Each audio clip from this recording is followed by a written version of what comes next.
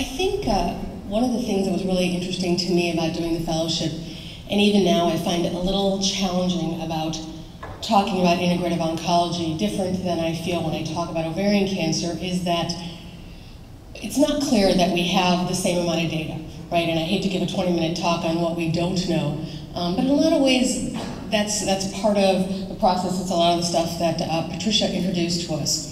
So how do we approach it? You know, obviously we want to do the things, the kinds of studies that they just did, looking at outcomes and have it be evidence-based medicine. But the other really interesting thoughts are that this is something our patients do, right? They're all doing it.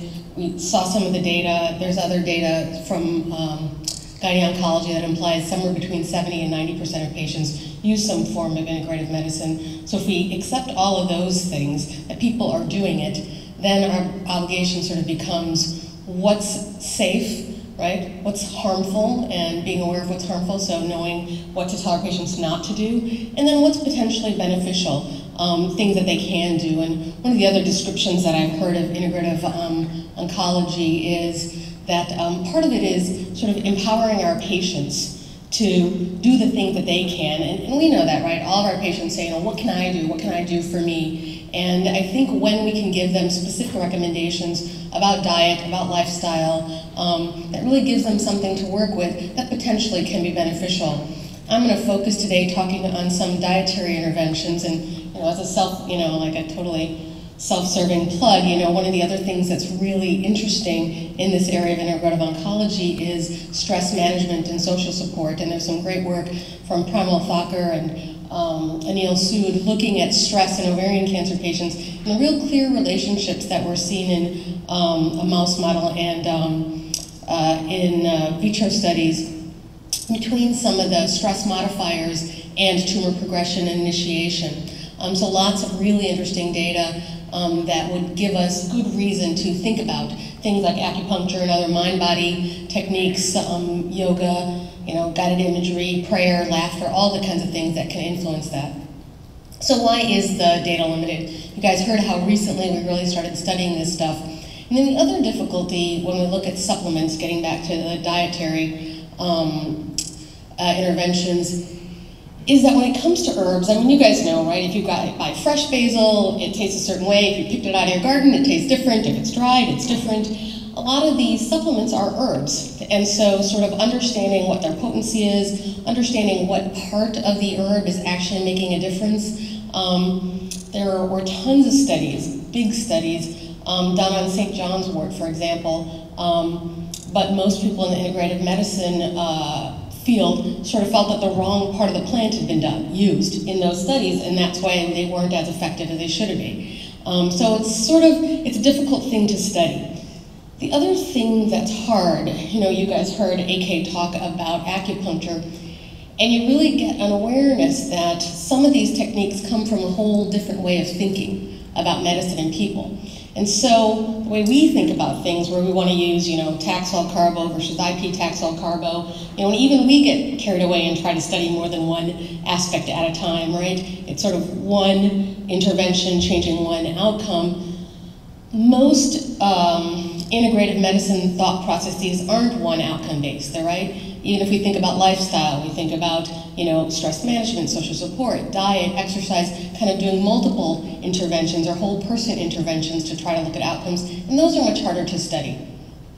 I'm gonna move along. So you guys got introduced to these two studies. These are the vitamin A and the vitamin E studies, the ATBC and the CARET studies, and I think this is just a great example of, you know, the flaw of reductionist thinking, right? All of that epidemiologic data that said yellow and orange plants, eating yellow and orange plants decreases the rates of cancer dramatically. And so we went through the process of like, okay, what is it in those plants? Oh, it's beta-carotene. And then when we chose beta-carotene to do these studies, we did very logical thinking, right? If you're gonna study cancer prevention, we'll choose a group that has a high rate of getting cancer. All right, let's choose smokers, let's choose people exposed to asbestos. And then in those two groups of people, you know what? Beta-carotene isn't actually the active agent. let's use synthetic retinol. It's retinol palmitate that they used, which is sort of the 7-step later breakdown product of beta-carotene, because then it's going to be more potent. And let's not use it in like the kind of doses that it was in plants. Let's like up the dose and do pharmacology instead of physiology. And they found this, that there was increased rates of lung cancer in both groups, in the smokers and in the mesothelioma patients who were taking this vitamin A. So what does that mean? I think it basically means that you can't necessarily put, a yellow fruit and vegetable into a capsule and have it have the same outcome.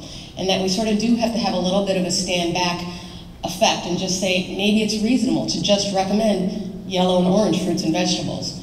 And it's this whole other like sort of physiology and pharmacology. Like as we change things along the way, maybe by using synthetic beta-carotene, for example, maybe that changed something. Maybe by choosing a population that had pre-invasive lesions already, they were differentially susceptible to change.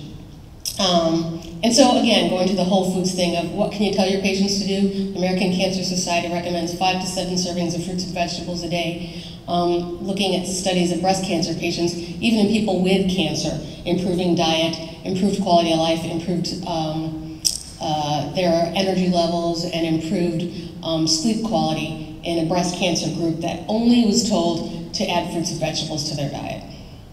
So there's a ton of ways to talk about dietary intervention. I promise I won't go through all of them because you guys will probably be ready to get out of here.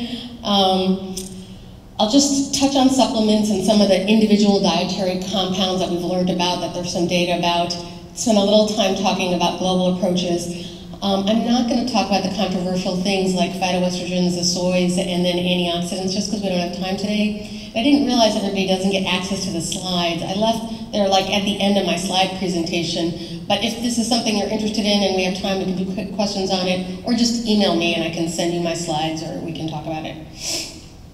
So what do we know about? So we know that in terms of cancer prevention, there's tons of data out there. Things like cruciferous vegetables decreasing the rate of breast cancer, those phytoestrogens, the ones that come from soy, but also the ones that come from things like flaxseed, decreasing rates, risk for ovarian, uterine, and postmenopausal breast cancer. The Nurses' Health Study found that people who had the highest animal fat intake had the highest risks of breast cancer. Tons of other botanicals that have been looked at that show evidence of cancer inhibition. Green tea, curcumin, which is the active part of turmeric, yellow spice, astragalus, resveratrol. Astragalus is actually a really interesting one that's been used in traditional Chinese medicine for a long time. And there's a number of studies, a huge meta-analysis of almost 3,000 lung cancer patients who were getting platinum-based therapy, and they saw improvements in survival from lung cancer, tumor response, and improved performance status in the people who were on astragalus. Other things we know about cancer prevention, so the flavonoids, which come from green tea and from cruciferous vegetables, decrease in the risk of ovarian cancer. And then you guys have heard a lot of stuff about vitamin D, some interesting stuff talking about in people who have adequate vitamin D having lower risk of cancer. And then some really interesting studies from Norway and England looking at people diagnosed with ovarian cancer during the summer or fall, where theoretically their vitamin D levels are higher because of sun, and especially in a country like Norway, where they see very drastic changes in sun exposure, having a better clinical course and improved survival compared to people diagnosed during the winter. Obviously that's not something like the kind of study you use to talk your patients into vitamin D, but certainly it's the kind of data you use to think about doing a vitamin D trial. Similarly, a study from China using habitual green tea, so they're drinking about 3 cups a day, which equals about a grande Starbucks one, and found that they actually, in people with ovarian cancer, had a dose-dependent improvement in survival. Another study looking at randomized selenium supplementation in patients getting platinum-based therapy for ovarian cancer, found improvement in white counts, decreased hair loss, decreased abdominal pain, weakness, and anorexia in the group that was selenium supplemented. So I just rattled off all this junk, you know, like, okay, green tea, curcumin, you know. So what do you do with that? Like, is any of that stuff useful to us? And how is it useful? Like, do we know how it works? Like, maybe it's just like if you take the time to sit down and have a cup of tea, maybe it's stress management, it has nothing to do with the tea, right? We don't know, and I think that there's this ongoing tension in the integrative medicine world about do we reduce things and try to figure out what the pathways are and what the active ingredients are, or do we sort of step back and take that whole food, whole person approach, right? And I think ultimately the tension shouldn't be there because I think we should be doing both. So this slide, obviously, I don't expect you guys to be able to read that. I just want to point out that there's a lot of people doing very interesting things, trying to figure out what are the active components. And it's just a list of looking at different spices, potential active components in those spices. And this reference, if you're interested, is an excellent review article, and all of these slides come from that. So really, on the next few slides, it'll be referenced to. So lots of in vitro work, looking at different portions of those common dietary spices, seeing evidence of inhibition. So things that make it logical, things that help us make sense of why those things might have efficacy. Again, just like tons and tons of people looking at different aspects of the cancer process, looking at the angiogenesis, looking at apoptosis, and looking at how spices in vitro might influence those pathways.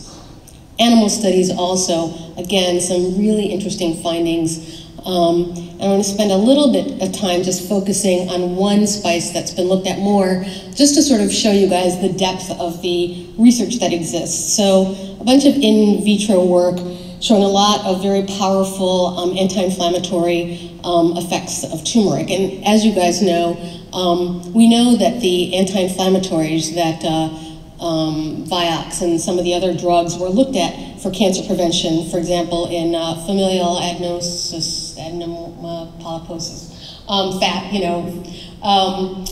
And in people who had diagnosed adenomas, there were some big trials, and actually those were the trials that showed us that Vioxx caused heart attacks.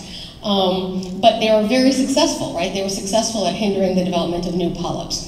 Tons of evidence that we've had for a long time that aspirin and other things decrease the rates of cancer, probably through these pathways, but again, causing heart attacks is not good. So one of the things that made people really excited about curcumin was this potential way to take advantage of these anti-inflammatory properties without causing the same risks. So a number of clinical trials that showed benefit on small interventions. They looked very specifically at small things, and we really don't have the time to talk about it today, but then some ongoing clinical trials also, both in the setting of cancer prevention and in the setting of cancer prognosis. You know, just to spend a couple minutes on one study, you know, a phase 1 trial adding curcumin to gemcitabine in advanced pancreatic cancer patients. They found they were probably using too high a dose, and I think that's the tricky part for us, is to not fall into that, you know, going out of physiology into pharmacology kind of doses with these things. But sort of if they compared it to historical response rates of gem alone, they found slightly improved outcomes. So this phase 1 study actually is being taken to a phase 2 trial where they're comparing gem by itself to gem with curcumin in advanced pancreatic cancer. Other trials out there, zinc, mostly for symptom management in head and neck patients getting radiation, showing decreased rates of mucositis and improvement in sort of loss of taste, seeing less loss of taste, and having a longer latency before developing mucositis when you're getting radiation. Ginger is sort of an easy one, tons and tons of data on ginger. There's a Cochrane database review of ginger as a treatment for chemotherapy-related nausea. Melatonin is a tricky one, really, really compelling. A couple studies showing survival advantages and improvements in quality of life. And melatonin itself is a very interesting one as we think about having changed body chemistry with things like nighttime light and other things that alter our natural production of melatonin. And I only talk about mistletoe, and the other name is Iscador. It's one of these things that's gone back and forth. There is some evidence in early studies, small studies, that there was benefit, then other studies that showed there was no benefit. There's currently an NCI sponsored trial ongoing. This is one of those drugs that a lot of doctors around are using. And I think this is one of the things that is a challenge for us. When our patients are in studies like this, I talk to patients a long time. Now, we spend a lot of time talking to patients anyway about drugs that possibly are going to work or have a 10 to 15% chance of working. And so it's a very familiar conversation. On the other hand, I don't give people mistletoe, right? So safety of herbs. Most herbs are incredibly safe. Lots of people use them, and luckily, because of some really interesting, good studies that were done that showed the poor quality of herbs in this country, different from Europe. In the United States, an herb doesn't have to be anything. It's kind of considered food, like an apple. And so the FDA didn't regulate what was in capsules. And there was some interesting stuff with ginkgo and some other herbal supplements that really proved there was nothing but sawdust and other things in them. So since that work, there's been a lot better quality control. And one of the ways to sort of be safe is just choose good companies. Different from, in quote, generic other drugs. With herbs, there are differences company to company. The European companies, there's Nature's Way is probably the biggest one. Because their FDA regulates herbs, they're pretty reliable. And then in the United States, if you want to buy American, there's a company called Gaia, G-A-I-A, that sort of has committed themselves to sort of having the same kind of quality control. So, potential for bleeding, things I don't like people to be on perioperatively, ginkgo, fish oils, and that's a really big one. Lots of people are taking pretty good doses of fish oils now for cardiac protection. Vitamin E, ginseng. I don't usually hold any of this stuff, especially if a cardiologist has put somebody on fish oil during chemo, but around surgery I always do. And then we know herbs have these strong pharmacologic effects. Of course, we would see them do other things that drugs do, like change the metabolism of other drugs. So St. John's wort, just like Prozac and the drugs in that family, changing or increasing the metabolism and breakdown of drugs, other herbs decreasing the metabolism. So just having awareness of those. And then drugs that have cardiovascular effects. It's reasonable, we sort of see a lot less ephedra around, but all of those like 5-minute energy businesses and natural kind of 5-minute energy junk, that has a ton of ephedra in it. And so I'm usually really caution patients to not use that stuff, period. Other herbs out there that people will use, there's lots of supplements for neuropathy.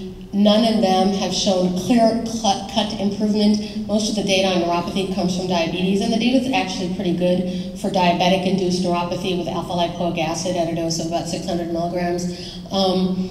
Still a lot of work to be done in cancer-related neuropathy. You'll see there's good data for nausea with ginger, for anxiety and insomnia using valerian and lemon balm, and then the lung cancer data using astragalus to help for immune support. So again, what does this mean? I don't have a good toolkit for you guys, because I'm not about to send everybody out here and be like, all your patients should go on turmeric and astragalus. I don't know that we have that data yet. I think, like we talk to patients who have recurrent ovarian cancer about the risks and benefits of drugs, I think there's a conversation to be had on all of these things. But I do think we can recommend sort of bigger kind of global dietary changes, and I think we can recommend stress management techniques, both as having proven efficacy. Now, most of the data on global dietary effects obviously is prevention. So there's the Mediterranean diet, which I'm sure you guys are familiar with. That's the diet based on fruits and vegetables, getting most of your calories from fruits and vegetables, and then using whole grains. So as we think about access to whole grains are things like brown rice or quinoa or barley or steel-cut oats. That's one of those things that's really hard for people to get in their diet because it's not something you find around easier.